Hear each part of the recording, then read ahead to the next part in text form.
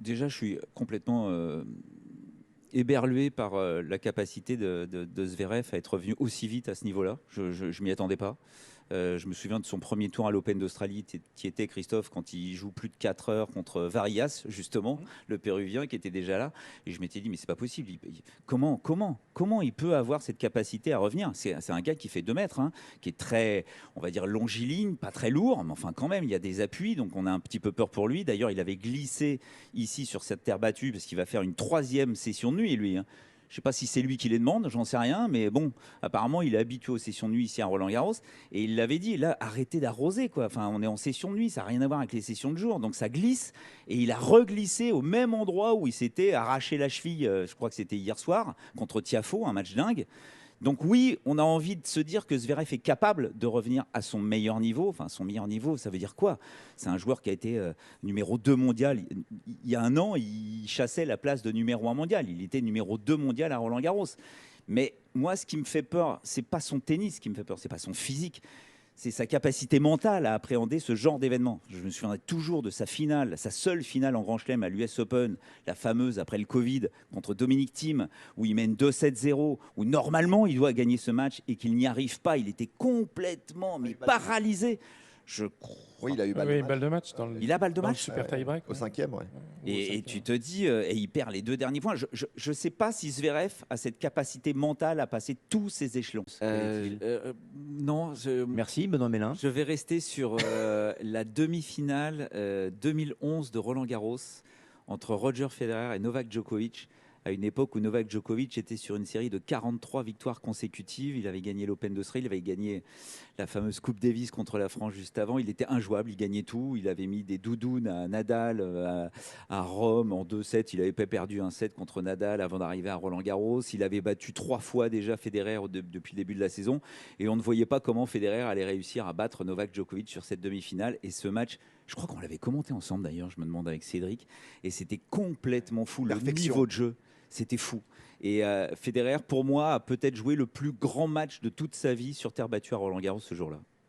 Et ça reste un souvenir ému. Et, Absolument. dingue. Un souvenir de dingue. Et j'avais fini tout seul, un petit peu comme Hervé Dutu, puisque Cédric Pioline faisait l'interview d'après-match, donc avait quitté l'antenne, genre peut-être 2 ou 3 jeux avant, parce que le temps de descendre est arrivé sur le central. Il m'avait dit, bah, je te laisse tranquille. Et là, j'étais comme un fou, debout dans la cabine, en train de commenter. Et ça n'a pas été un problème pour vous de vous retrouver tout seul et de Mais non, comme commenter. j'ai fait du Vous adorez théâtre, ça. bah, En voilà. plus, c'est ça. Non, mais vous êtes tellement éloquent, brillant, que vous avez occupé l'espace. Oh, on a Comme vous le faites si bien.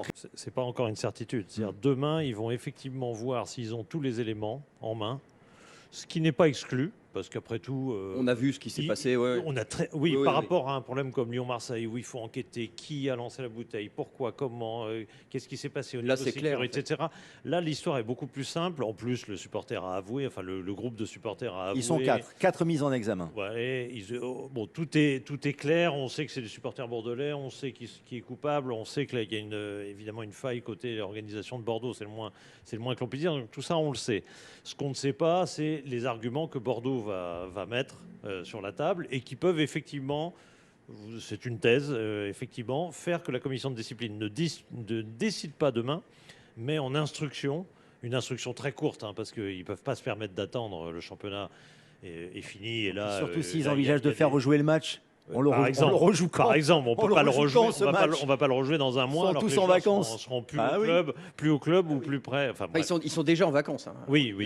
Bon, en l'occurrence, je pense que les 2 clubs, ils s'entraînent encore parce que pour attendre de voir ce qui peut se passer. Comme les 2 sont intéressés, Rodez pour ne pas descendre et Bordeaux pour monter, donc forcément, ils doivent ne pas être en vacances. Donc ça, c'est une hypothèse. L'autre hypothèse, c'est qu'il y ait effectivement une décision de la commission de discipline dès demain.